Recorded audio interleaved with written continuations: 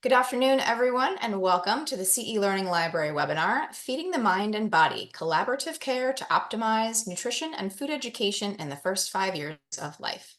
I'm Leslie Samay, Director of Professional Development at Great Valley Publishing, publisher of today's Dietitian and today's Geriatric Medicine magazines, and I'm your host for today's webinar. Before we start the presentation, I have just a few points of housekeeping for you. First, in order to claim your credit, you have to remain with us through the entire 90-minute presentation. Second, our moderator and presenters will be interacting with you throughout today's webinar. For that communication, we ask that you use the chat box to respond or participate. If you have a question that's related to the content of the presentation that you'd like our presenters to address at the conclusion of the webinar, you can use the Q&A box to send your questions over to us. Next, the faculty and planners for this educational activity have no relevant financial relationships with ineligible companies to disclose. And an eligible company is any entity whose primary business is producing, marketing, selling, reselling, or distributing healthcare products used on or by patients. And finally, this activity has been planned and implemented in accordance with the accreditation requirements and policies of the ACCME through the joint providership of Great Valley Publishing Company and the National Dairy Council. GVP is accredited by the ACCME to provide continuing medical education for physicians, and this activity also awards credit for dietitians. And now I'm happy to introduce today's webinar moderator. Megan Maisano is a registered dietitian and the Director of Nutrition and Regulatory Affairs at National Dairy Council. Megan earned a bachelor's degree in psychology from the United States Military Academy at West Point, followed by 5 years of military service as an Army engineer officer. She holds a master's degree in nutrition communications from the Friedman School of Nutrition at Tufts University, and she completed her dietetic internship at the Cleveland Clinic. Megan's a passionate learner of all things food, health, and well-being. And at National Dairy Council, she leads initiatives that support research, outreach, and education on perinatal and early childhood nutrition. As a dedicated communicator, Megan believes the health promotion and nutrition education should help us feel nourished and empowered, never restricted or discouraged. And with that introduction, I'm going to turn it over now to Megan. Thank you for the introduction, Leslie. Hi there, everyone, and welcome. My name is Megan Maisano, and I will be moderating this webinar. As Leslie mentioned, I lead several of our prenatal and early childhood health initiatives at National Dairy Council, so I'm very excited to be here with you all today to learn more about the important role of nutrition in the first 5 years. This slide just shows our learning objectives with no changes to what you saw on the registration page. And friends, let me tell you that we are in good hands today. I am so delighted to be joined by true thought leaders in this field, pediatrician Dr. Elizabeth Zmuda and pediatric RD Jill Castle. So Dr. Zmuda is the Director of Medical Education at Ohio Health Doctors Hospital, where she oversees the training of residents and fellows to provide evidence-based, centered care, holistic care through a population health lens. She's passionate about nutrition, physical activity, and strong emotional skills as critical components, as critical components in academic performance and overall well-being in children. And she collaborates with schools, communities, and health systems to promote this. The mother of 4 children, she believes her on-the-job training makes her a better pediatrician, and her experience and knowledge gained from her work makes her a better mom. Jill Castle is one of the nation's premier childhood nutrition experts and the founder and CEO of the Nourish Child, a nutrition education website and podcast. Jill has authored multiple books, including Kids Thrive at Every Size. Known for her inspiring and practical whole child approach to young people's health and well-being, Jill blends current research with common sense to ensure children can thrive at every size. Jill is the mother of 4 adultish children who have helped her translate science and theory into practice. She lives in Massachusetts with her husband.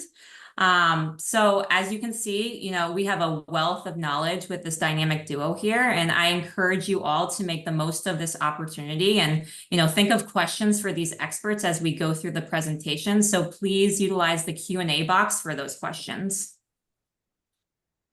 There we go. So as Leslie shared, this webinar provides IPCEs, or Interprofessional Continuing Education credits, through ACME.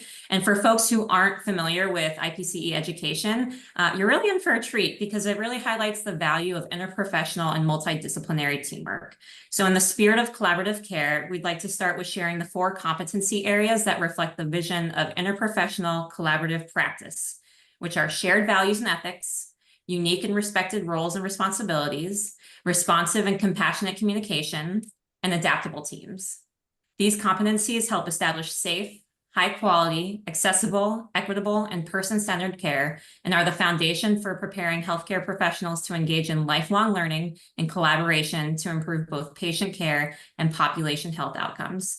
So with these competencies fresh in our minds, let's get started. So we'd love to know who is here with us today.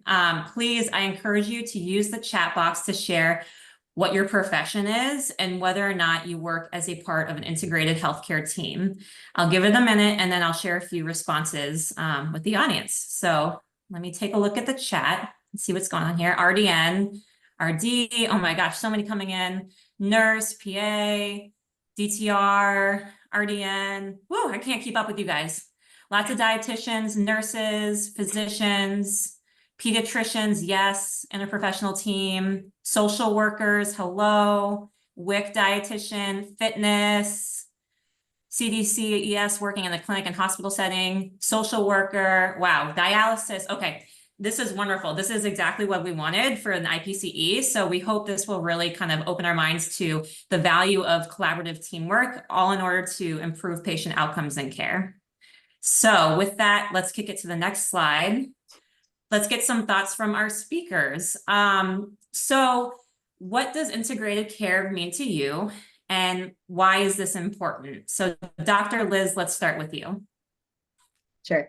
Well, obviously, as a pediatrician, I recognize that the importance of nutrition and overall health and well-being of kids, because it's one of the most common topics that I talk about with parents in an office visit. But I'm not a dietitian. In fact, I had very little formal training in nutrition. So in my role, I'm really assessing more nutrition education as part of a broader look at a child's development, because that's something I'm regularly monitoring. So I'm looking for signs of concern, but I'm really supporting parents in the importance of their role and what approach they're using. But I recognize my time and expertise are really limited. So if they need more support, then I'm going to reach out to my friendly dietitian, and I'm going to rely on them to share insights and progress for that child. And then we can have that back and forth communication that'll help us make adjustments, make sure we have the right diagnosis, track progress. And so that might be the key to really adding that value for the nutrition education that that family needs. But that two-way communication is really important. So important. Thank you for sharing that. Jill, over to you. Yeah, so treatment of the whole child to me is heart of integrated care, but also the team approach. You've heard the phrase, it takes a village. Well, the village in healthcare is the healthcare team, and the MVP of the team are the parents and the family. And so making sure that we're always thinking about each other as healthcare professionals, but also keeping that family and that child sort of at the center of everything we do. I love it. Thank you, guys. That really opens up for a really nice presentation and discussion on the topic. So without further ado, Jill, I'm going to kick it over to you to start the educational component. Yeah, so thank you everyone for being here today. It tells me a lot about what you think is important. And I also think the first 5 years of life are extremely important. And nutrition is one of those components that I feel so blessed to be a part of when I'm working with families. I've been a dietitian for over 30 years, and nutrition information and education and advice has changed quite a bit over the last 2 decades, particularly since I had my first child 28 years ago. But the goal remains the same: to nourish the child so that they grow and develop optimally. So today we are going to talk about 4 key areas that influence the first 5 years of life: physical growth, brain development, bone growth, and development of the immune system. So the first part of this presentation will focus on these 4 areas and how nutrition influences these areas in child development. The last part of the presentation will dive into the practicalities of educating children about food and nutrition. And throughout this entire presentation, Dr. Liz and I will be going back and forth, and you'll get a taste of how a pediatrician and dietitian think, strategize, and collaborate to provide optimal care for a child. So none of this growth and development, when we're talking about the body, that's sort of the obvious thing, but we want to dive a little bit deeper into the brain and the immune system and the bones. And none of this happens without nutrients, key nutrients, which we will talk about, and the foods that you can find them in. So I'll toss it over to Liz because she's going to kick us off with the physical growth part. Thank you, Jill. And physical growth feels like the most obvious thing, right? We are all noticing when children are growing and changing throughout their life. And you can go to the next slide, Megan. But many of you, I'm sure, have heard about the first 1,000 days, but just to recap that, it's that time between preconception and a child's second birthday. And it's that critical time when the brain and the body are growing faster than any other stage in the child's life. And growth continues to be rapid throughout childhood. And in the pediatrician's office, much of our discussions in the first years are around nutrition because it's the foundation for physical, social, and emotional growth. In fact, we know things like birth weight triples and length more than doubles in that first year. And what it's doing is highlighting the importance of that high nutritional demand. But when I'm talking to parents, I like to talk about the fact that physical growth in children depends not only on what we feed them, but how we feed them. And it's that combination of quality nutrition and responsive feeding and caregiver relationships that's going to promote optimal growth and development. And I'm sure this looks familiar. And what I want to say about growth charts is that they're a really valuable screening tool, but they don't always provide the full story or the full picture about that child's growth. So while birth weight and length might predict early growth patterns, they may not reflect a child's genetic potential. So really trends over time rather than single measurements are the key to evaluating growth. Because we know things like factors like breastfeeding and formula feeding, they can influence normal variations in growth rates. We know that breastfed infants grow faster in the first 6 months of the first year, while formula-fed infants grow faster in the second 6 months of that first year. And so understanding those things are really important. Then we have growth issues such as failure to thrive, where they're often due to inadequate nutrition, but it also could be a signal of things like oral motor problems, gastrointestinal issues, emotional neglect, or it might in fact be a sign of a serious underlying illness in an otherwise asymptomatic child. And so that's why that collaboration among healthcare professionals is really crucial when we're looking at growth patterns that might deviate from our expectations. We as physicians might be looking for endocrinopathies, chronic diseases, or any environmental influences. So really what I want you to remember about this is that understanding growth requires evaluating the child's overall health and development and not just where they fall on this growth chart. And when we talk about the evidence for neurodevelopment, of course, there's several key components in neurodevelopment that affect lifelong health. But what we know is that safe and nurturing environments, responsive caregiver relationships, and appropriate nutrition have the greatest impact. And some of these things we don't have a whole lot of control over. But nutrition is an area that we can support through education and resources. And so during this time for peak brain growth, children can make up to more than 1 million neural connections per second. And what that shows us is it's an opportunity, but it's also a vulnerability. And so it's really shows or highlights how essential it is to have that interdisciplinary support for that family around nutrition and overall development. And I'll turn it over to Jill to talk more about specific nutrients. Yeah, so as we talk to you about these 4 areas of growth and development, I'll touch on some of the key concepts to keep in mind as we move through this information. So when we're talking about growth, some of the key concepts are it's an ongoing process. Yes, from 0 to 5, but blow it out to 18, 20. The body is constantly changing and it requires a balance of nutrients and hormones, and it's always ongoing.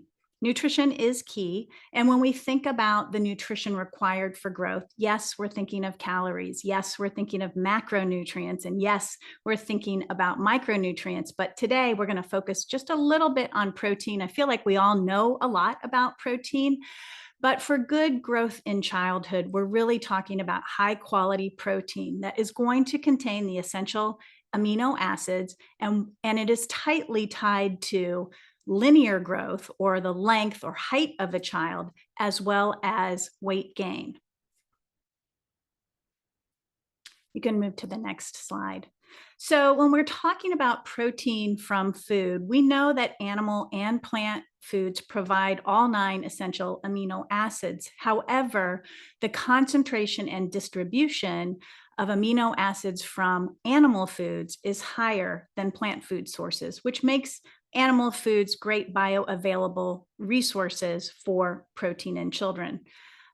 We also know that protein in early childhood is associated with greater height, weight, and BMI later in life. What we don't know in terms of animal protein, how it contributes. We don't know if it's the specific type of protein like dairy or beef, or if that's down to specific amino acids. We don't know this yet. The other thing about protein in early childhood is that children need just the right amount of protein. And today we have so much emphasis and so much attention towards protein. I'm in midlife, and boy, all of my social media messages are talking about how I need more protein in my diet. Well, with children, we want just the right amount. It's like the 3 bears, right? We don't want too little, because that is associated with stunting or restrictive height growth. And too much can contribute, particularly in the child under 5, to dehydration, and that may incur damage to some of the organs. Average protein intakes, when we look at the question of, are children getting enough, we know that it is generally adequate. However, where children are getting protein from in terms of the different types of foods is not always the same across the board. So for example, we know that when we break out the different types of protein that children are consuming, we know that fish across the board is underconsumed compared to recommendations.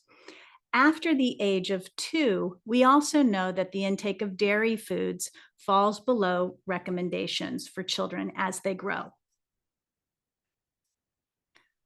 Research shows that what children drink from birth through age 5, and you can go ahead and advance that slide, Megan, can have a big impact on their growth and development and nutritional status. So an expert panel of leading organizations, including the American Academy of Pediatrics, the American Academy of Pediatric Dentistry, the Academy of Nutrition and Dietetics, the American Heart Association, all came together to look at the evidence and the research around appropriate beverages for children between the ages of 1 and 5. And they recommend that children drink cow's milk, plain cow's milk, or water in the first 5 years. So we also know that at 12 months of age, it's time to transition over to whole milk in a child's diet and use plain drinking water for hydration. And from 2 to 5 years on, that's where we're changing the fat content potentially. The recommendations are to drop the fat content at age 2 from whole milk to a lower fat milk. But again, conversing with your pediatrician and making sure that's the right move for your child is always an important consideration, because not all children should move on to a lower fat milk, particularly if they are struggling with their growth. Next slide, please.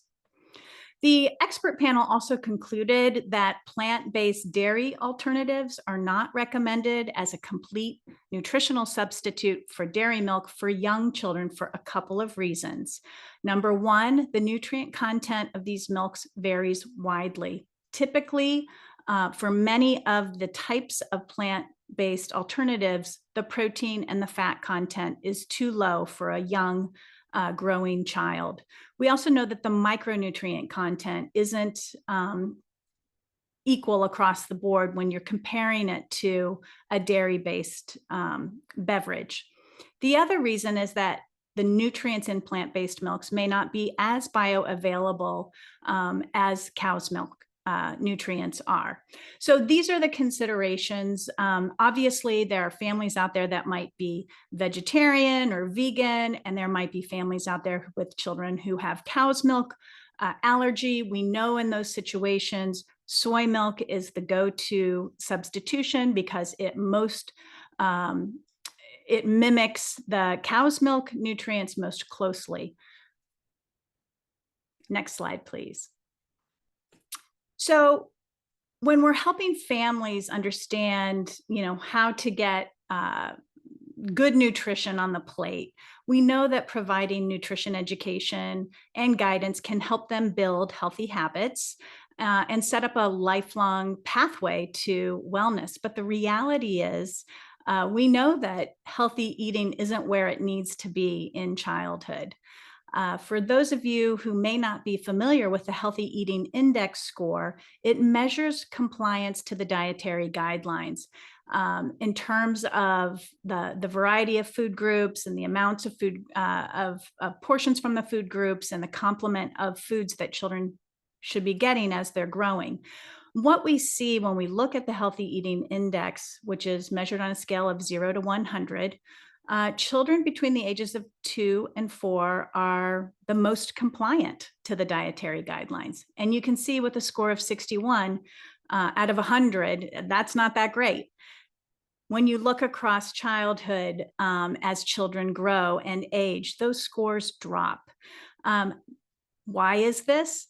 It's mainly because children are consuming less dairy, less fruits and vegetables, less whole grains, as compared to the recommendations. So I'll throw this for a conversation because I'd love to know, Liz, as a pediatrician, you're on the front lines. I see kids a little bit later in the game. They're seeing you with much more frequency. And when you're thinking about what kids are eating, how are you evaluating that in the office, and how are you addressing that with families? Yeah, so I really love this question. So first I want to comment on that healthy eating index because I'm a little curious thinking about what's happening behaviorally as kids are individuating and they're making their own choices. I am curious if we tracked that out into adulthood, what would happen with a child who really had the foundation of quality nutrition. And I'm always a little bit curious about that, but I do think it's really important to educate based on a lot of different things because it's very important to keep that child and that family's beliefs and abilities at the center of it, because eating habits are really personal. And regardless of their background, every family has some barrier or a lot of barriers to providing quality nutrition. And what I don't want to do is set up a situation where they're worried when they come in that I'm going to judge them because they haven't done a good enough job feeding their child.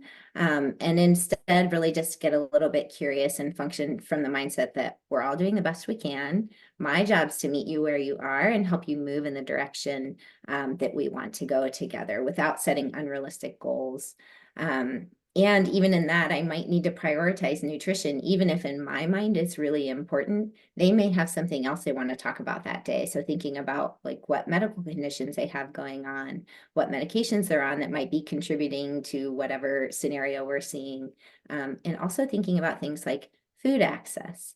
And I think, not to ramble too much, but one of the most important things that I do as we touch on any topic around growth or nutrition is really to observe how the parents respond to that discussion and recognize that they're bringing their own things to that conversation. And so before I can really address what's going on with the child, really understanding that. So instead of, I know I've taken my kids to the doctor and sometimes they're like, are they eating their fruits and vegetables? Mm-hmm. Check.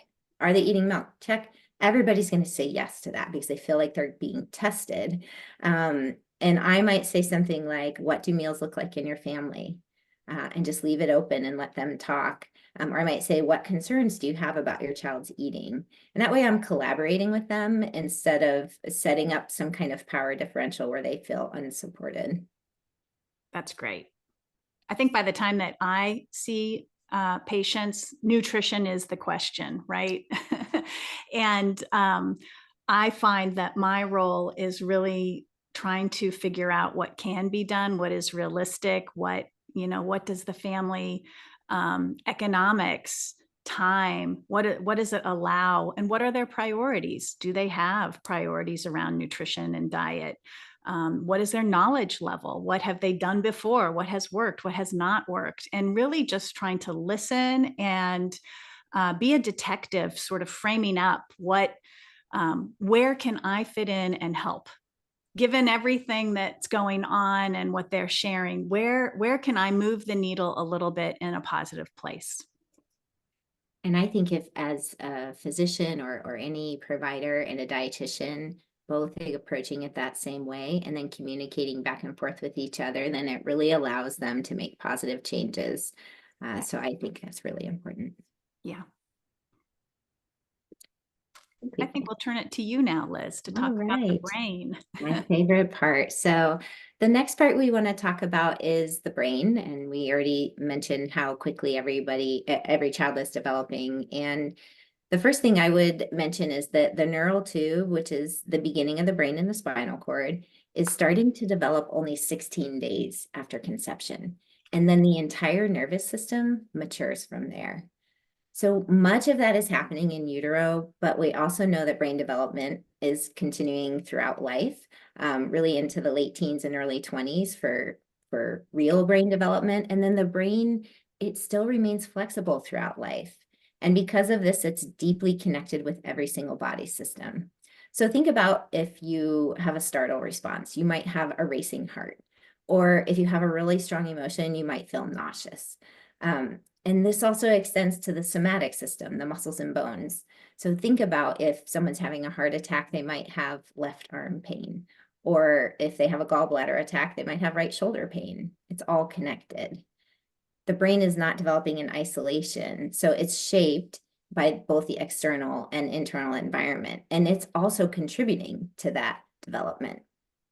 The other part that's really important is to consider that neural development involves increasingly complex neural circuits that rely on the successful completion of the previous ones. So if neural development is affected, every single body system can be affected. It could be anything from the muscles and bones to the GI system to the immune system. And so the important thing to remember about this is that child brain development is going to have a huge impact on their overall development. You can go, yeah, there you go. Infants are born with billions of neurons, but they have few synaptic connections. And it's during the first 1,000 days that I mentioned where there's this rapid surge of connections, and it's the foundation for the remainder of the brain development. There's also a process called synaptic pruning, which is basically that connections that are used frequently become stronger, and then the connections that are not used, they get pruned away.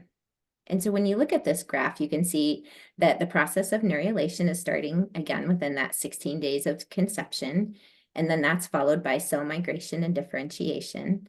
But the peaks you see represent these peak growth periods, and those are for things such as sensory motor development, might be memory, emotional regulation, executive function, and that one you can see goes out towards the 20s. And these are periods that have high nutritional demand. And it's the availability of the quality nutrition that's going to have a greater impact on that child's development and the long-term health outcomes. The AAP Committee on Nutrition created a policy statement regarding the 14 key nutrients in brain development. And while I fully support approaches that aim to include all of these, I try to discuss it with families in a flexible way. Because if we tell them there's 14 key nutrients, then they immediately think, how do I get all of those things in today or at every meal? And so I find that they could be overwhelmed or trying to achieve a perfect model of feeding their kids. So one of the things that I try to do is incorporate the Ellen Satter method, which I imagine many of you on this call are familiar with, where you really focus on providing the food that's available, but also being thoughtful about having at least one food that that child prefers. And that can reduce hunger and emotional stress.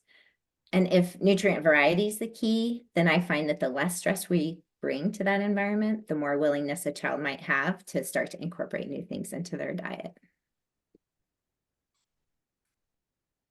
All right. Thank you, Liz. This topic of early brain development is really fascinating. And, parents want to do everything they can to ensure their kids are on track for hitting the developmental milestones. And, I totally get it as a parent myself of two little ones. I do find myself really focusing on how my kids are progressing. We get those ASQ questionnaires from school, and I can't help but wonder, like, what if my kid's falling behind? Why can't they do A, B, or C? Is there anything I can do to like give them an edge, So I'm sure, you may hear often in your practice, I'm worried about my child's development, or is my child developing normally? Could you both speak to how you might handle this question and how, collaborative care can support families in healthy development? Dr. Liz, let's start with you. Sure. So I probably would start off by saying, what's normal? Who's normal? And I think parents come with so many fears, and that's pretty common for all of us. But what I'll try to do is lighten the mood and say, I don't know, when was the last time somebody asked you how old you were when you learned to walk? Right. And what was the impact on your life? So really focusing on long-term goals, and as providers, empowering parents to focus on their child.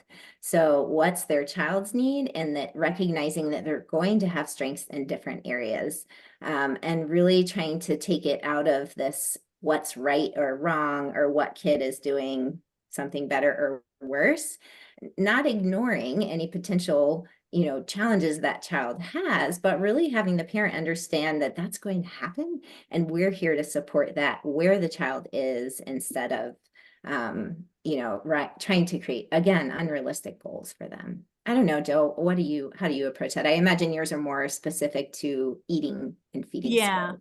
Yeah. So I feel like when I get that question, it's oftentimes in the toddler years when children are being picky, and a family or a parent might ask if their child is normal. And I'm oftentimes, talking about normal eating on a spectrum, right? You can go from, normal age appropriate, developmentally appropriate picky eating, to all the way to ARFID, avoidant restrictive food intake disorder. You can go, with sensory sensitivities. You can have food refusal that is behavioral in nature. You can have oral motor challenges. And so I think that when a parent to me is asking me if their child is normal, or to me, that is that the parent is worried. And I want to honor that worry, because if you're a parent thinking that something's wrong, right, you're going to go to your trusted healthcare provider and ask that question. And that healthcare provider really needs to have a heart for that parent, because that they're struggling with worry, and worry can be defeating in terms of all the positive interactions that parents can have with their children. So and I love that you said long-term, or have the long-term lens. I'm a huge fan of, don't worry about what's happening right now today, but look long range. What are we setting kids up for in the future? How are we interacting today so that they can be successful later on, without ignoring potential problems? And as a dietitian, I feel like that is the hat that I have to wear, that detective hat. Is there an oral motor problem?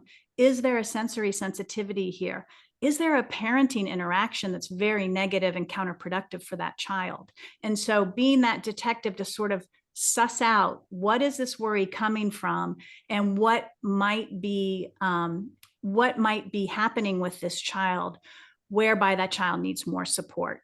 Do I need to refer out to a speech therapist? Do I need to reconnect with the pediatrician and tell them, I'm seeing and hearing things that I think you need to help investigate with? And then the other thing is, you know, I always talk about my children as readers. My children were late readers.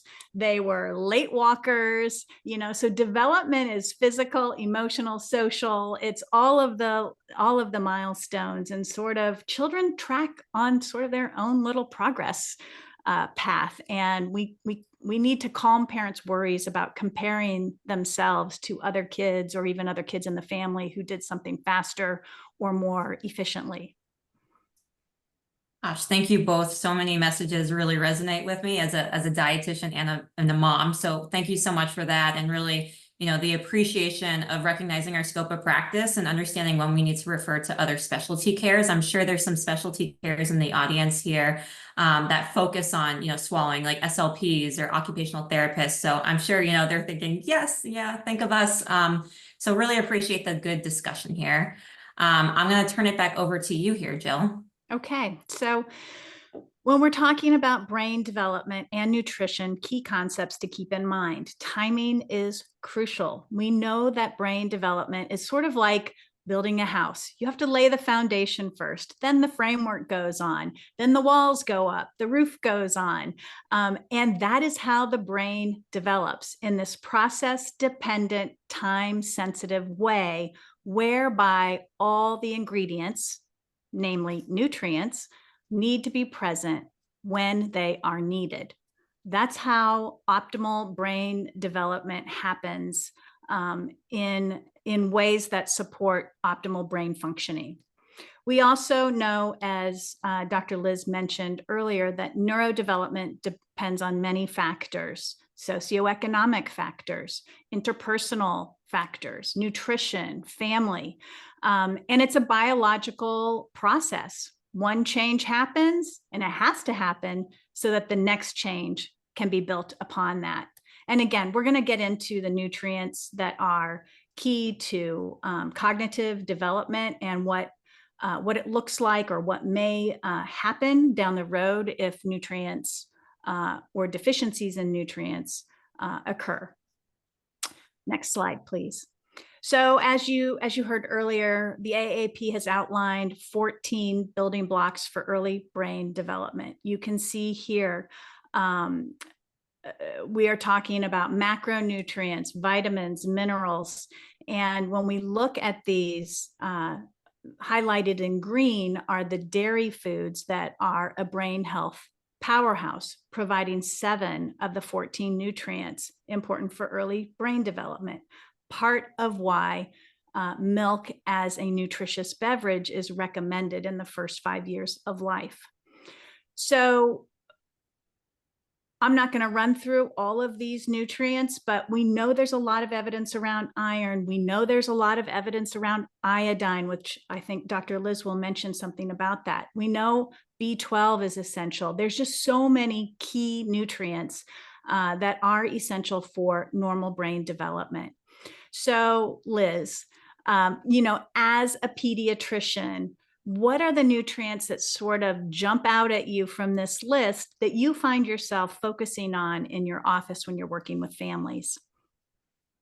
Well, I would love to say that I'm as informed as a dietitian, and I recognize that I'm just not.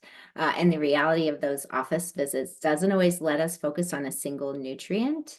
I'll say first, globally, I think pediatricians are pretty good at talking about iron, vitamin D, and things like that. But this is where I think all of these things are important, and where a dietitian can be helpful for a pediatrician or any provider is to help talk through what those key foods are so that we have those tools ready and available for the conversation. So when you tell me that dairy covers X number of nutrients, and then I know and I feel comfortable that the advice that I'm giving parents around offering milk with meals and water in between, I know that I'm giving them good advice. And if a child's growth is on track, I don't have to be too overly concerned. And if it's not, then we might need to seek additional help.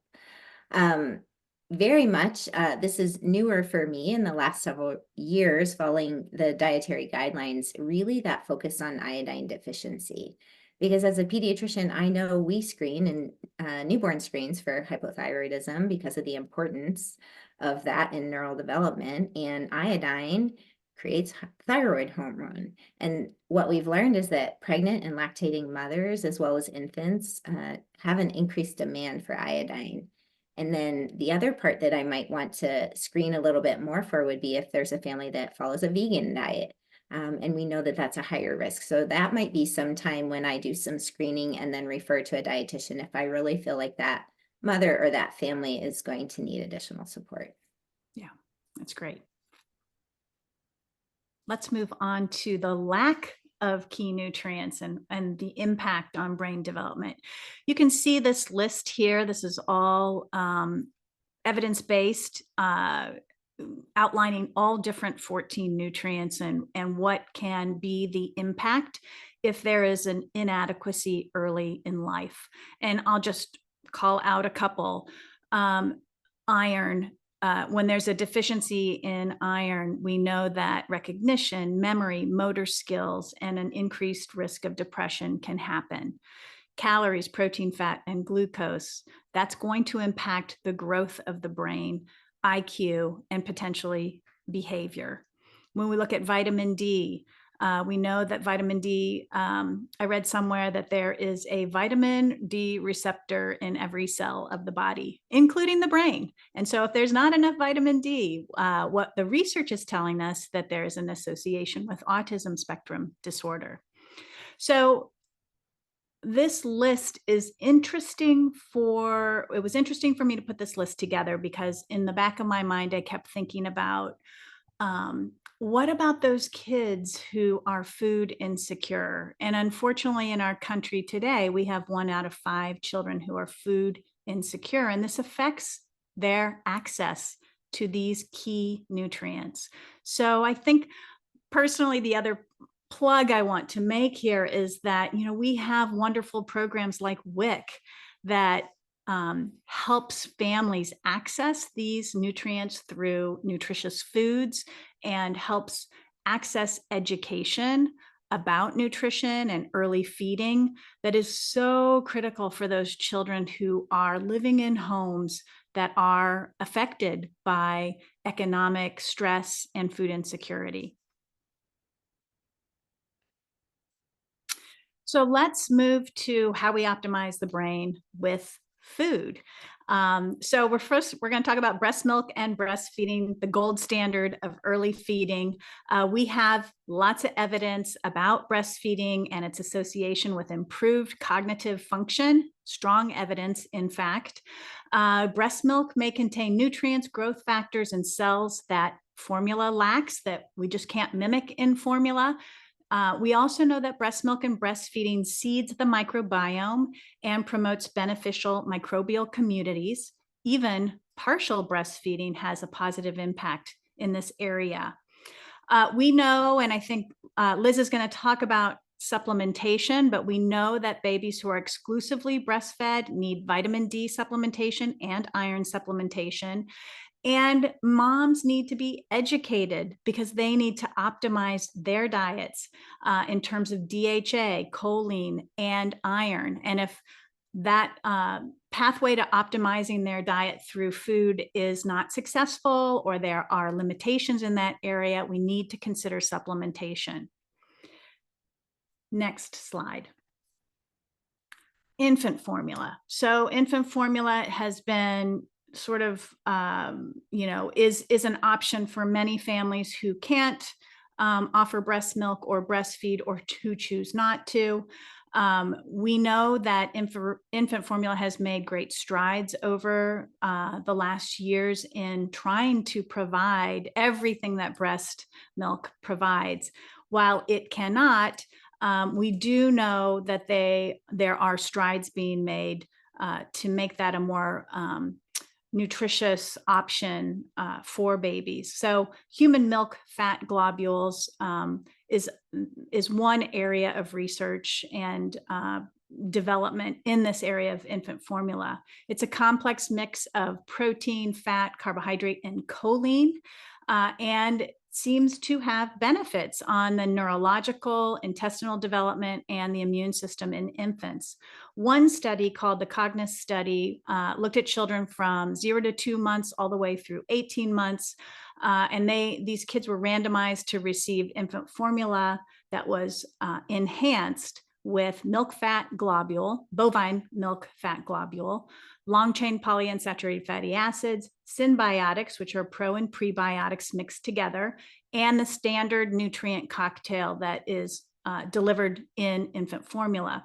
And what they found at age 6, so these children who consumed the enhanced infant formula, at age 6, they had higher brain volume, cortical thickness, higher IQ, vocabulary, and attention compared to their study participants who did not receive the enhanced formula but received the standard formula. So there are innovations happening in the world of infant formula. Now, when babies turn 6 months and they can start eating solid food, how do we optimize their brains with food? Well, there are some recommendations that are consistent with the dietary guidelines, offering meat as one of the first foods that infants consume. Again, because of that high bioavailability of iron, zinc, B12, choline, and protein. Eggs also as a first food, not only as a food allergen to introduce within the first year of life, but also because eggs are a great source of protein, choline, iron, vitamin A, DHA, and vitamin D if they're enhanced. Dairy foods can be started at 6 months, not fluid milk, but cheese and yogurt can be started as a first food at 6 months. And as I mentioned earlier, at 1 year, whole cow's milk and full fat dairy foods can be introduced. Remember fish, the underconsumed protein source across all age groups. For children under 2 years of age, we want to introduce low mercury fish, and we can give them up to an ounce per week. At the age of 2 and above, they can have 2 ounces of low mercury fish twice weekly. If you're working with families who are vegetarian or vegan, you must consider the nutrients that could be at risk as a result of that. In fact, the dietary guidelines advise that children who are being raised as vegetarian actually follow a lacto-ovo vegetarian pattern for the first 2 years of life, again, to get those nutrients on board for body growth and brain development specifically. And then always with young children, pay attention to the bioavailability of iron and zinc in their diet if they are following a plant-based or vegetarian style eating pattern. Liz, I'll hand the nutrient supplementation over to you. Perfect. So I will talk about nutrient supplementation, but I have to say that as I'm listening to you talk about all of these food groups and thinking about how we feed our children, the part of brain development that comes to my mind is exposure and recognizing that that's where we're building those stronger connections, and that will serve them well later in life. And that comes from the exposure of flavors through breast milk and from all of these different foods as we're introducing them early in life. And but we know that they're not going to adopt that ultimate, whatever we believe the ideal diet is at those early ages. And so supplementation is often really important. And yes, we pediatricians, and I don't intend to shame our profession, but we do a pretty good job of following the evidence-based recommendations for supplementation without needing to be experts in that field and referring. So you can see here the vitamin D and the iron and B12 are certainly things that we're paying close attention to and the requirements that we would consider. But we're also going to pay special attention to breastfed infants and their mothers, or potentially a premature infant, thinking about whether or not a mother had, low iron during pregnancy, or how that prematurity affects that physiologic nadir for iron for that infant. And then, as you already mentioned, sort of between that 6 and 12 months, as they're incorporating table foods and things, we know that there's not a high contribution towards their nutrition with that. And so continuing supplementation through that time would be the approach we would take. Okay, when I talk about the bones, this one hits home pretty close. So I'm going to share a story, and Jill mentioned ARFID, and today isn't necessarily about any level of disordered eating, but I do have a personal story with my youngest child.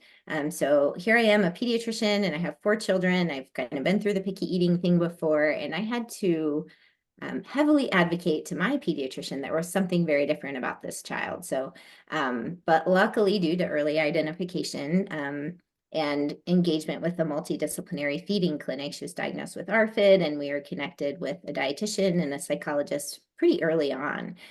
So she was working with a dietitian, I think, from the time she was 5, but otherwise was a pretty typical child. She loved gymnastics, following in her sister's footsteps.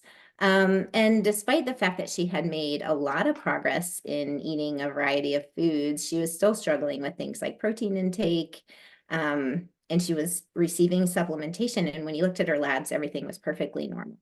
But at the age of 6, she had her first sternum fracture, followed by a year of no activity.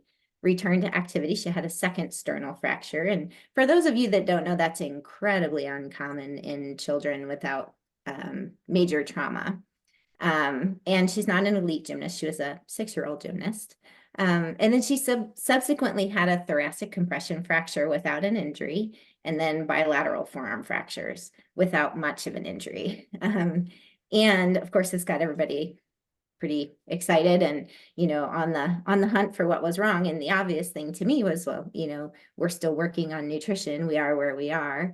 And yet the workup ensued and everything came back normal, including genetic testing.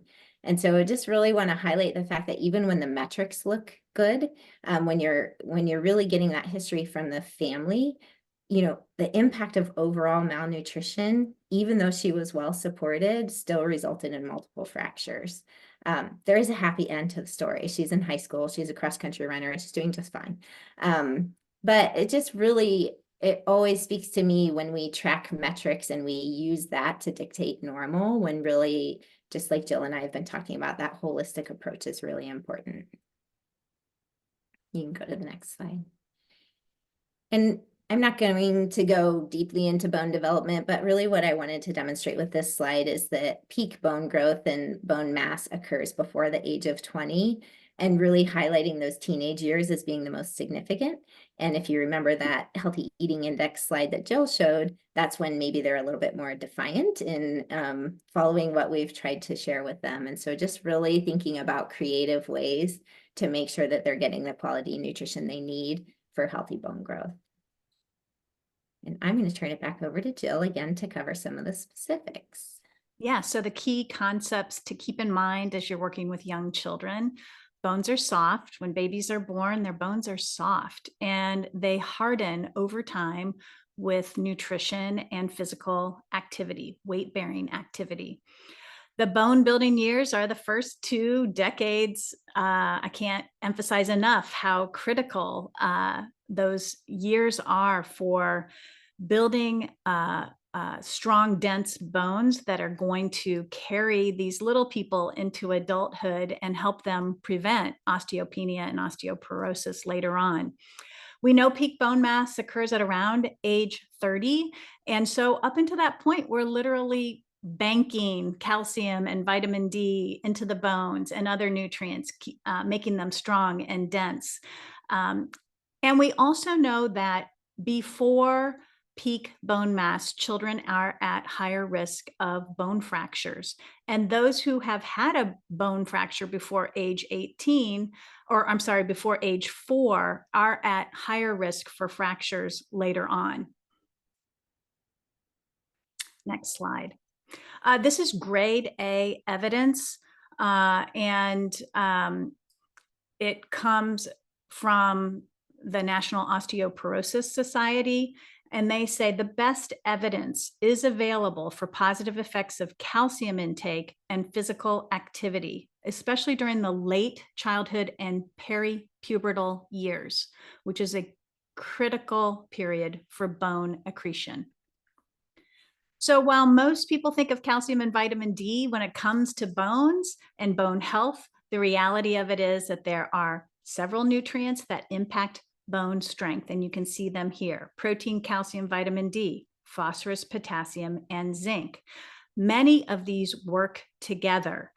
They don't work in isolation. So the totality of the dairy matrix is what is important, and it needs to be taken into consideration when it comes to supplements and dairy food alternatives.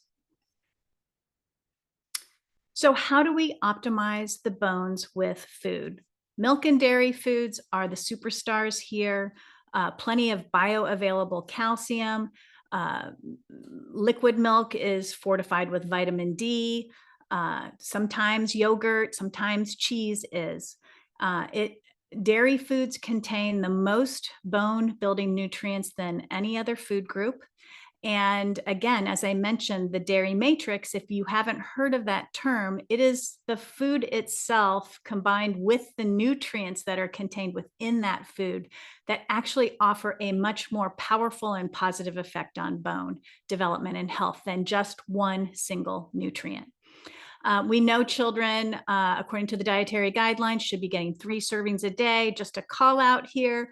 Toddlers, preschoolers, and children, as you can see on the slide, a serving is different. The smaller the child, the smaller the serving. It's not until children get up into the school age years that we're talking about a cup as a serving. We also know there are calcium-rich vegetables and grains out there for children that we should be talking about with our families. Yes, perhaps less bioavailable due to phytates and oxalates, but there are ways to get around that, particularly if you're working with vegetarian families. Encourage them to cook the vegetables to release more of the calcium. And last, food sources of vitamin D. There aren't many, folks. There's a short list. Of course, dairy, fortified dairy is one, fatty fish, mushrooms that have been exposed to light, vitamin D fortified cereals, and juice are pretty much it. And so vitamin D is one of those foods that vitamin D foods are hard to match the recommended intake of vitamin D for children, 400 in the first year of life, 600 IUs for the rest of life. It is hard to match those requirements with food sources alone. So to Liz, I want to ask you, because I love talking to pediatricians about vitamin D, because almost every pediatrician I talk to will say to me, and I live in the Northeast, but they will say to me, yeah, if I check vitamin D, it's probably going to be low. So what's that process for you when you're working with children? How are you assessing vitamin D status in the pediatrician office? And when? I would tend to agree with that. And, I'm in Ohio, and so we don't get a ton of sun here either. And so I think we all kind of expect it to be low. So we have a pretty low threshold for supplementation. But I would say we don't really regularly monitor vitamin D levels unless there's some type of concern. So we might reserve it for patients that are more at risk because they have a specific medical condition or, like kidney disease. We might think about other symptoms that child might be having that might make us think about deficiency. So for example, multiple fractures, significant muscle fatigue, things like that. And then things I would think about in the back of my mind that may not make me check levels initially, but they are important risk factors would be children with darker skin are higher risk. And then those children that have higher body mass index is going to be a little bit at higher risk for deficiency. So those are things that might inform my decisions when I'm putting it in the context of what I'm seeing that day. I don't know. I get a little insecure because I'm not a dietitian about that. So how do you approach that kind of monitoring? I am very suspicious of vitamin D deficiency. I'm always going to do a dietary recall and try to get a sense of what kids are actually eating. And I know that even if they are consuming 3 servings of dairy a day, they're probably not getting enough vitamin D. So then I'm curious about, how much outdoor play do they get? Do they get out in the sun? Are they using sunscreen every time? Are they taking a multivitamin or a vitamin D supplement? I'm very suspicious of children in larger bodies because we know that fat tissue sequesters vitamin D, making it unavailable in the bloodstream. And so I try to be proactive around being curious about vitamin D, because I know that from a nutrition standpoint, it's hard to get enough in through food alone. Oftentimes kids may need supplementation either as part of a multivitamin, or if they are in fact deficient, then a straight up vitamin D supplement to get their levels optimized. Mhm. I Yeah, feel think- insecure about recommending sunlight exposure though, so I throw that back to you. Well, yeah, that actually comes up quite a lot. And I think there's always a happy medium, and you have to weigh all of the things, but it is okay to have some sunscreen free time when you're not at peak day for short periods of time throughout the day.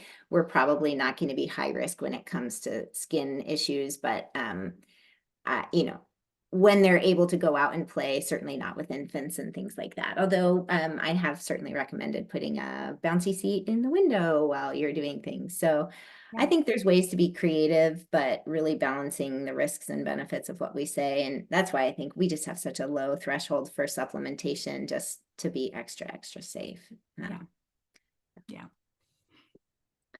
Okay, so on to the immune system.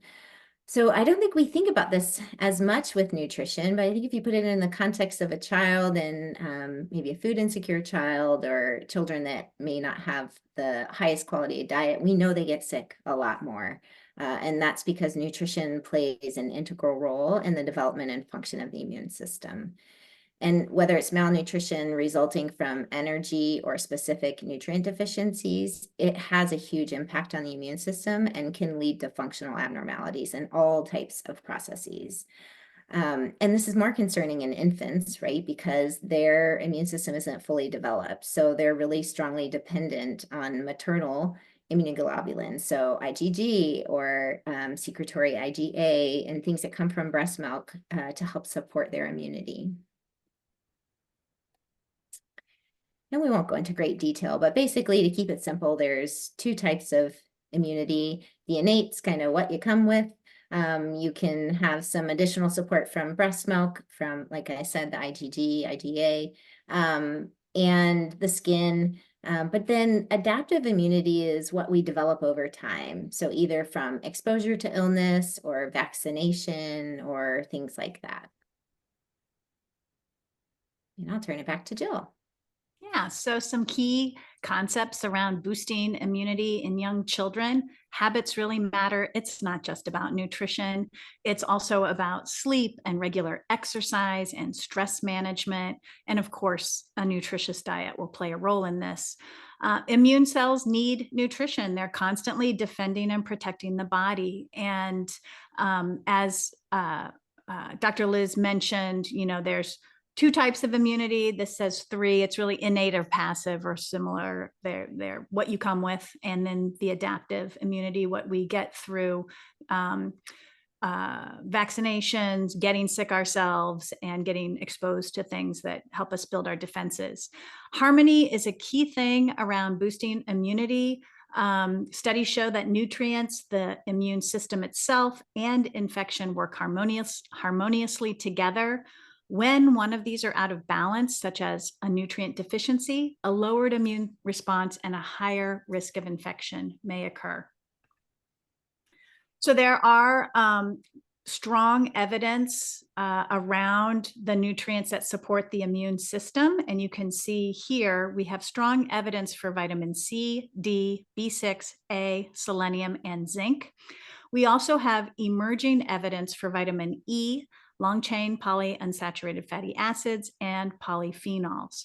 Here, I've just given you a graph of what each of these nutrients, these micronutrients, do in terms of helping the innate immune function in the body, as well as how they interact with adaptive immune function. I won't belabor and go through all of that, but just know that there is strong scientific evidence behind the role of nutrients in good immune function.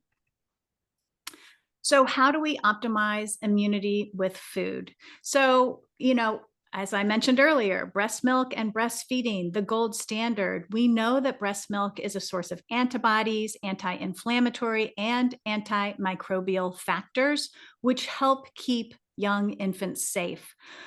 Breast milk also a source of nutrients, but for some nutrients, it can be a risky source. So that's where, as a healthcare provider, we're going to be paying attention to things like iron and zinc and vitamin D in that exclusively breastfed baby.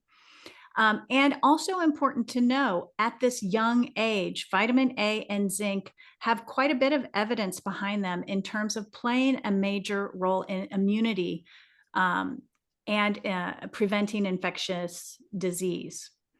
When we think about the diet as a whole and we get beyond breast milk, I have the My Plate icon up here because, as you can see, every food group contributes nutrients to help support and boost the immune system. And so I think it's pretty fascinating that, we say all the time, a balanced and diverse diet is supportive of immunity. Well, yeah, because of these specific nutrients, which we have strong evidence behind. And just a call out with the dairy group, I didn't put this up there, but there are probiotics in some dairy foods and fermented foods that also help with the immune system and a healthy gut. Back to you, Liz. Well, I'm really excited to hear your take on this, but I'll share my perspective first. And certainly you're the expert in this area, and I've been reading your work for many years to learn these things. So what I will say about this education and attitudes about food is I'm really trying to take a different approach than what I was trained to do. I can say that as a pediatrician, I'm really focusing more on neutrality with feeding and trying to get parents to understand, like we both were referring to earlier, that this is a skill that the child is learning. And so thinking about, I always make the analogy of a swing. First they sit, then they might, be able to balance while you push them. And then ultimately they're swinging and pumping on their own. And we can't have expectations that they're going to be at the finish line right from the start. Really helping parents support the child until they can be independent, and really walking them through that whole process of saying, what does hunger and fullness look like for an infant? And what does that look like with the toddler? And how do you know what behavior they're exhibiting and what that means to them? And then really trying to keep their eye on the development of a healthy dietary pattern and that lifelong health. When they ask me specifics, well, how do I go about this? It's keep it fun, make the kids be curious about food, talk about feeding with the five senses, really get them to be investigators about what's on their plate. Really don't talk about liking and disliking foods. Help parents understand that their worries are okay, but I've demonstrated that your child's growth is fine. So let's talk about being really patient and child-centered with what we're doing. So that's kind of the overall picture of what I would say, but how do you approach all of this? Yeah, so I think that and we can go to the next slide, Megan. I think today's world is getting increasingly difficult for parents to navigate how to talk about food and how to talk about health and how to talk about bodies. And we know as healthcare providers and even as dietitians specifically, our job is to educate about food. But how do we do that with really young children without instilling shame or stigma? And because our society has become much more health conscious and clean eating conscious and food focused, it's getting increasingly more difficult to do that. So I wanted to talk a little bit about binary versus spectrum thinking. So binary or dichotomous thinking is that either or thinking, or that something is good or bad, healthy or unhealthy. And when we think in these ways, and this is not just for parents out there who might be thinking this way, it's for us too as healthcare providers. When we think this way, it can be detrimental, and we convey messages around food and health in these binaries. It can be detrimental to a child's developing food and body relationship. So junk versus sweets versus fresh versus whole foods. There's this moral superiority that's attached to food and health. And but there's another way to think about these things, and it's called spectrum thinking. It's that more open-minded and inclusive way of thinking and talking about food and health and bodies. It acknowledges that there's nuance, there's a gray area in various aspects, including food. And, you know, spectrum thinking really encourages positive attitudes, neutrality. You mentioned neutrality, being neutral about food and health and bodies. Spectrum thinking embraces that. And uses balanced and flexible approaches. So an example of this is all foods can fit, variety and balance. Like you can overindulge and balance it out later, right? This whole idea of, you know, you're not bad because you like something that is considered to be bad. So when we're talking about toddlers and preschoolers and children under the age of 5, it's a delicate time to instill messages about food and bodies and health, and messages that instill confidence and enjoyment and fun, like you mentioned, Liz, rather than planting the seeds of self-doubt, planting the seeds of shame. And so as healthcare providers, I think that we can really embrace spectrum thinking, particularly when we're talking about food. Next slide. When we think and talk about food in binaries, good or bad, healthy or unhealthy, we may lead children to feel shame about food. And a lot of people are calling this food shaming. It's the judgmental comments or unwarranted criticisms about what an individual is eating or how much they're eating. So some examples of food shaming: junk food is toxic, processed, bad for you, obesogenic. Talking about how kids eat. You're a big eater. Haven't you had enough? Or you eat like a bird. You're so picky.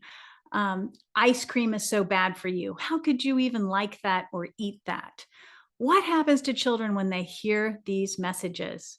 They internalize shame. What does that mean for a child? They're simply thinking, what is wrong with me? Or I must be bad because I like the bad foods. Or I eat these foods and I enjoy them, so I must be unhealthy because somebody said they're bad for me.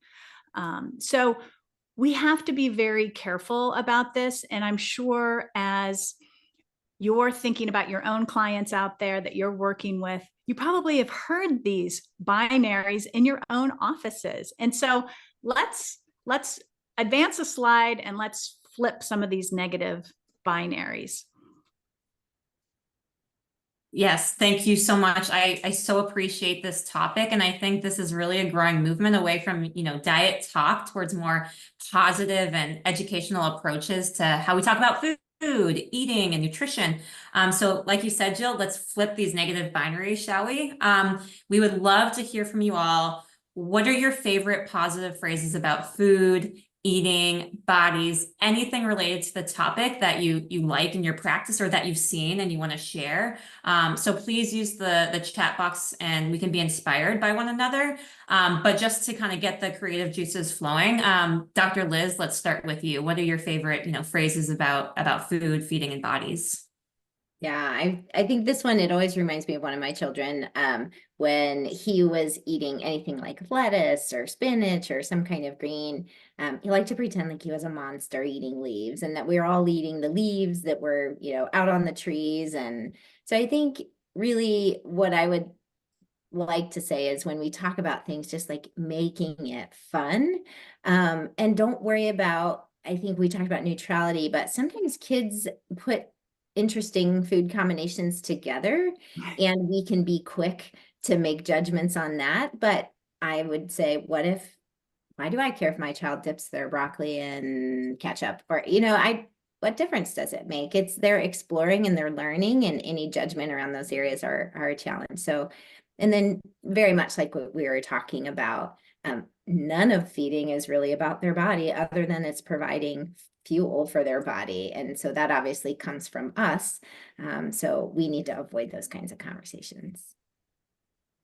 Yeah. Amazing. And Jill, how about you? Yeah, I mean, I think that, kids aren't born with binary thinking about food. They get it from the adults in their lives, whether it be their parents or their healthcare providers. And so I think as healthcare providers, we can lead the charge, because the way we talk about food and bodies and nutrition and health trickles down to our clients, right? They're going to model what we say. And I find myself oftentimes in meetings with families taking on that responsibility of, I'm going to model how we're going to talk about sweets to this child who is sitting right here in front of me.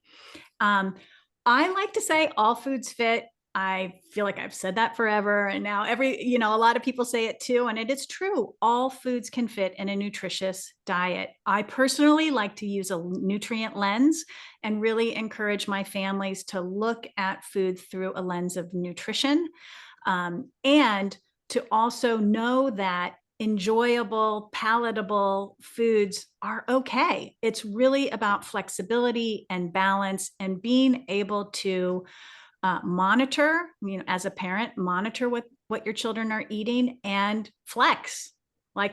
You're flexing all day long, right? Trying to make sure things are in good balance. Some of my other favorite phrases are, all bodies are good.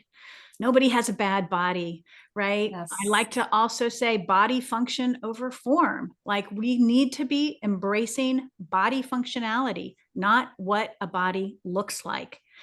And then food is just food. As Liz said, it's energy, it's fuel, it's just food. It doesn't have that power, that morality, that virtuosity. And then when I work with kids, a lot of children, not necessarily under the age of 5, but I like to empower parents to talk with their kids and teach them responses that they can use if they're getting bullied, if they're getting stigmatized. And one of my favorite is MYOB. I'm sure you remember that when you were a kid, MYOB. But for me, I teach parents to say, mind your own body. That a child can just say, mind your own body. So those are just some of the things I like to teach. Love it. Love it both. We're getting so many hearts, claps, and thumbs up. And, for the sake of time, we just have a few minutes. We want to start Q&A, but I'm looking at the chat and I am going to write down some of these ideas that I'm hearing. Broccoli trees. You don't have to eat that. All foods fit. Describe the color, taste, texture. You guys could teach this webinar. Seriously, amazing. I hope you all are learning from one another as well as the speakers. But for the sake of time, let's move on, because I want to make sure we have time for questions. Right. So food shaming is rooted in diet culture. I won't belabor this slide. It just gives you some examples of diet culture that is out there. It's the belief that thinness equals health. That's not true necessarily. And also fatness does not equal unhealth. So, but these myths about food and eating and moral hierarchy of body shapes and sizes, this is what we're talking about when we're talking about the roots of food shaming. We can talk about how we use terms like overweight and obesity, or I can move on because I really want to be able to teach people how to talk to adolescents. I know we just have a few minutes left. Sure. So just to let you know, here's the research all on one slide, and there's probably more out there, but I've just highlighted the impact of food shaming and body shaming on children is undeniable, and we can't turn our heads away from this. When we talk about educating children, how do we go about it? There's so many risks. Should we even be talking about food with young children? How do we nurture their knowledge without shame or stigma? I believe it all begins with being sensitive to their developmental stage, not overreaching what they can understand, but meeting them where they're at in their cognitive development and their social development. So again, this is just a quick summary of child development along the spectrum of infancy, toddlerhood, and preschoolers. I won't belabor that. It's there for you. But as you look at the goals for each stage of development, for an infant, a safe, nurturing, trusting environment. For the toddler, we're building language and independent engagement with food when it comes to teaching about food. And for preschoolers, We are allowing them to learn and practice, and we're letting them take the lead. Next. So how do we talk about food with toddlers? This is so easy, folks. It's going to be so easy for you to go home and do this in your practices. We're just going to use the proper names for food, because toddlers cognitively, they are building their language.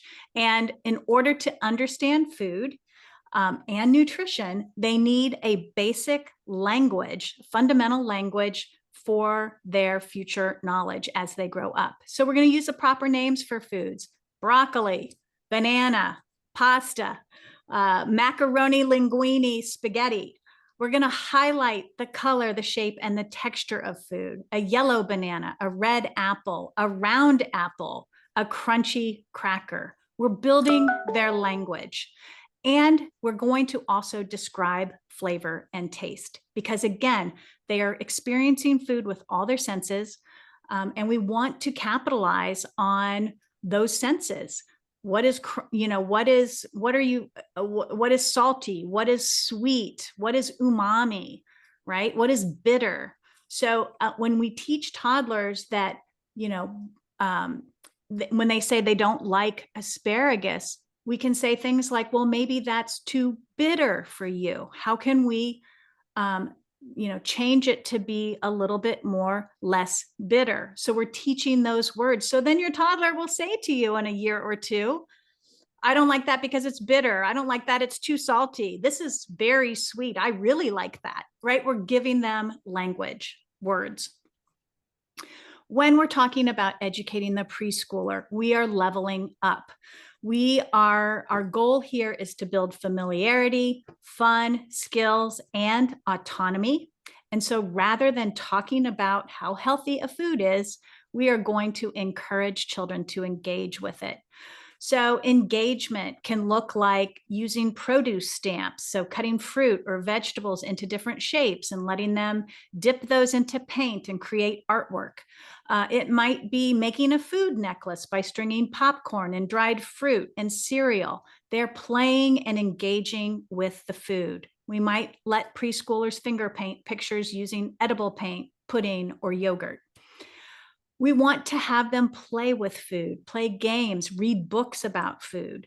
I used to play the same game with my kids when they were young, and it was categorizing food by their same characteristics: the red foods, the yellow foods, the square foods, the round foods, and just engagement. That engagement helps children engage and learn. Name this food. That was another fun game. If you've never played this with preschoolers, it's so much fun. Blindfold them and let them try to guess what the food is. Really fun, lots of giggles and laugh. Is this an Asian pear or an apple? Is this a nectarine or a peach? Again, you're engaging their senses. They're involved. They're learning. So those are some high-level ways to educate toddlers and preschoolers. As you notice, I don't say anything about healthy food or unhealthy food or processed food or toxic food. We don't need those language. We don't need those words to describe food. It's not helpful for young ones. Absolutely. Well, this has been so thought-provoking and valuable, showing how we can all better educate and support families, as well as work with other healthcare professionals for a common goal of helping our kids thrive, right? So I'd like to start our wrap up with one final group discussion that I think is important to consider. When it comes to food and nutrition, there can be a lot of barriers that we may not always think of. Please use the group chat to share some barriers you can think of or that you've even witnessed in your practice. For the sake of time, I won't have time to go through a lot of examples from the chat box, but I'll let Dr. Liz and Jill share maybe one each before we move to the Q&A. Well, if I have to pick the biggest one, it's fear. And so one of the things that I really want people to leave with is the concept of sort of what we're feeding them and why, but also the how and the power of that relationship. And I feel sometimes like busyness is a barrier for families. And what I want to demonstrate to them is cooking and preparing food with your children, regardless of how much they contribute to that, is a really powerful way to build your relationship and do all of the things that Jill just talked about, and make it part of something that you're already doing and decrease the stress. And as they watch their child grow and develop, it'll in turn decrease the fear. So if those are the ones I could send home, that's what I would pick. Yeah. And I would say, I think the biggest one for me is just watching parents lose their confidence in parenting around food. I feel like there's so much pressure out there. They're just second guessing themselves all the time. And I'm meeting a lot of disempowered parents who don't feel that they have the power to guide and govern the health and food and nutrition of their children. And I have a deep concern about that. And I also have deep empathy for that. And I feel like a lot of the work I do these days is really trying to empower parents to take back the power of the parent.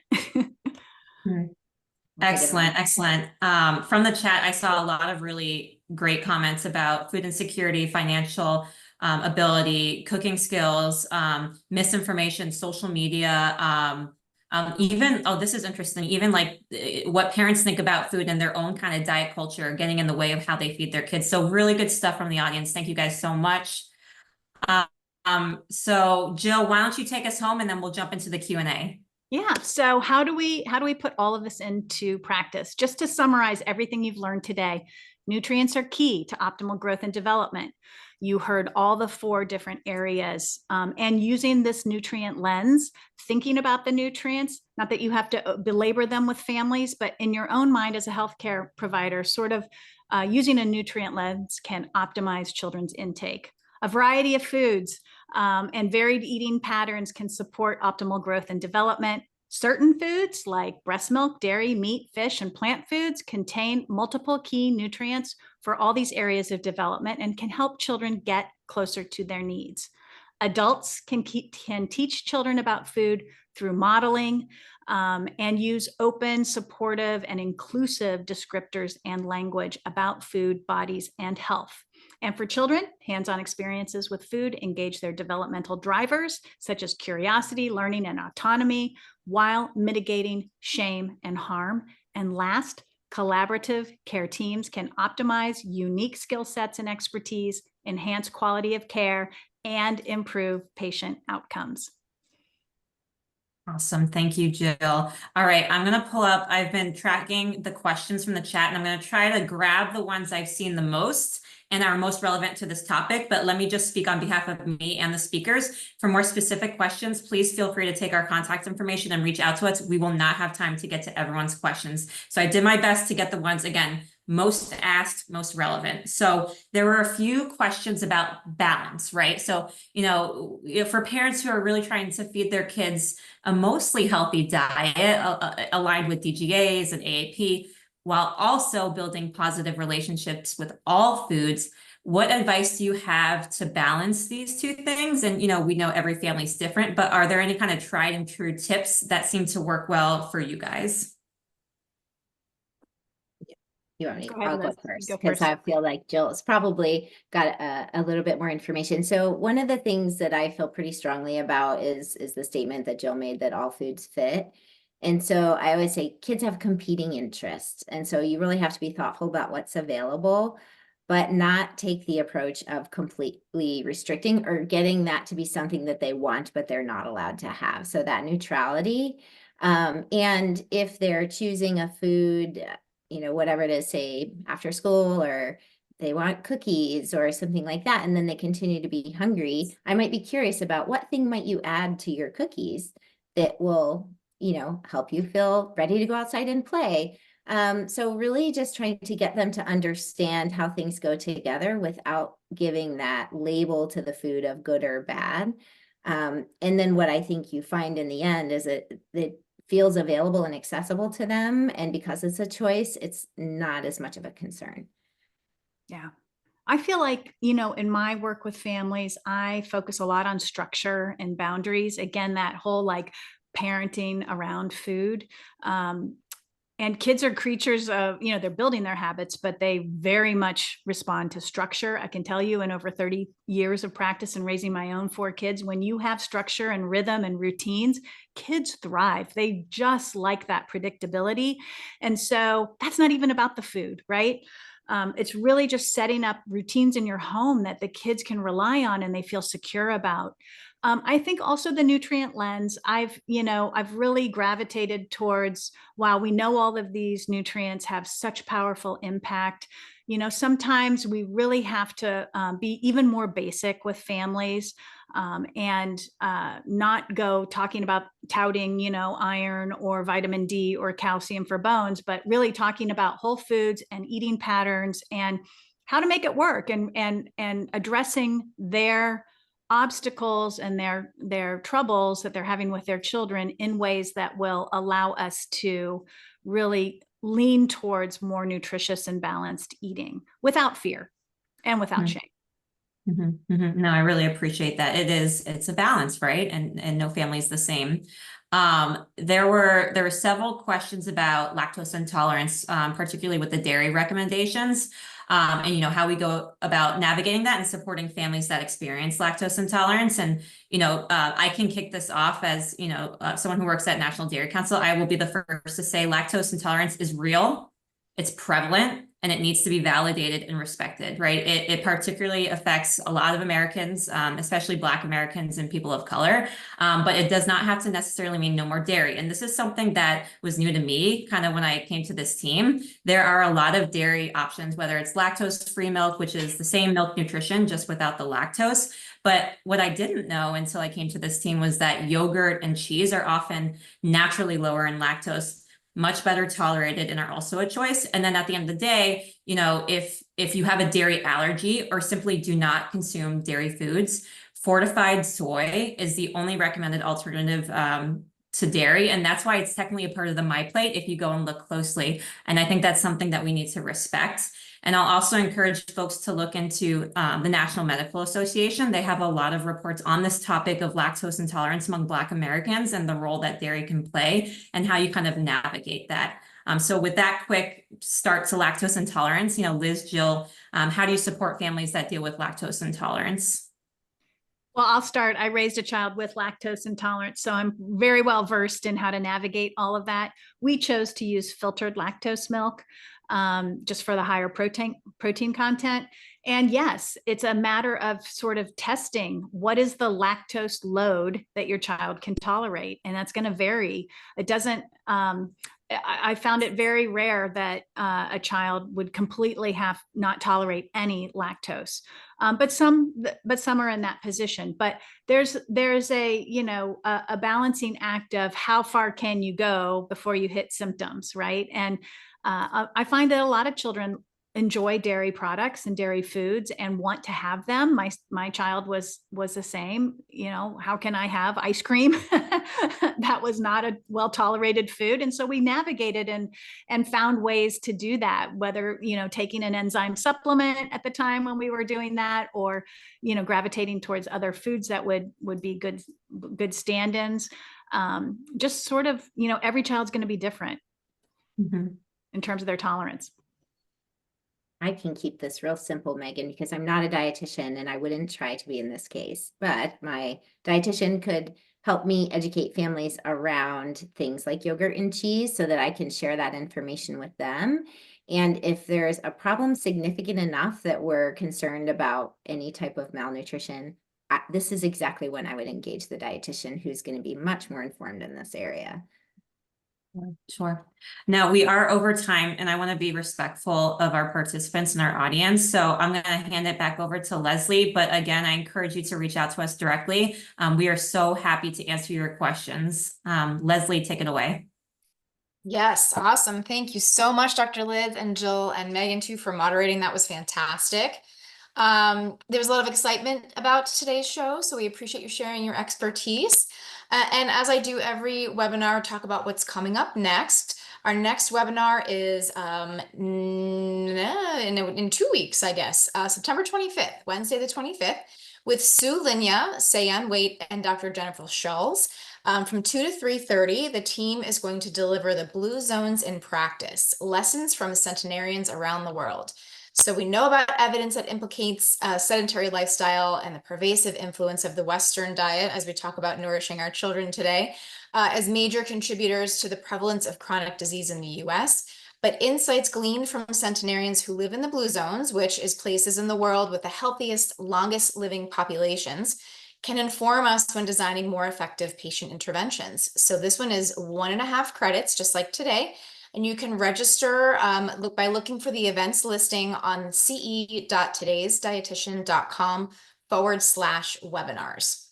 And your attendance certificates are now available to download. There were several people on today's call, so if the website's running a little slow, just give it a few minutes or a couple hours before you go back, complete that evaluation, and then download your certificate. And the credit claiming email will be sent out within the next 24 hours that has these instructions in there as well. And some of you mentioned you did not receive the handouts. The PDF of the deck and the reference list are available. They will be in that credit claiming email as well. So if you missed it earlier today, you can re-download those items this afternoon when that gets sent out. And one last tip for the majority of our audience, for our RDs and DTRs, when you record today's activity in your CDR log, you're going to use activity type 102, which is activities offered by jointly accredited providers, and then you can select the sphere and competency on your own. And Megan, I'll turn it back over to you to sign us off. Okay, thank you, Leslie, and to the audience, thank you so much for the opportunity to present and not just learn from these speakers, but learn from you all. The chat was incredible. As I said, please reach out to us with any questions. There's also a survey after this webinar. I really encourage you to leave feedback. We really do read and appreciate all the comments and are always striving to improve our continuing education. I learned from you guys. So thank you so much again for joining, and I hope you all have a wonderful rest of your day.